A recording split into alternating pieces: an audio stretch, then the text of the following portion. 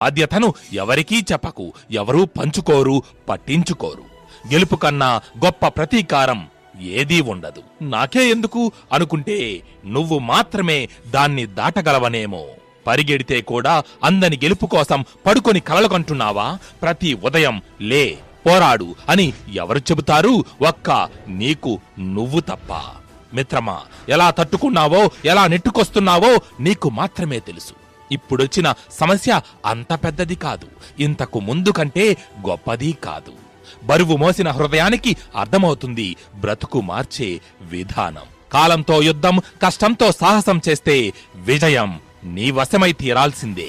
బలంగా నమ్మితే సరిపోదు, బలహీనతను వదిలితేనే బ్రతుకు మారుతుంది. వర్తమానం వేధిస్తోందంటే భవిష్యత్తు బాగుంటుందనే అర్థం. రేపు నిన్నలా ఉండకూడదంటే నేడు ఎంతలా కష్టపడాలో ఒక్కసారి, ఒకే ఒక్కసారి ఆలోచించు.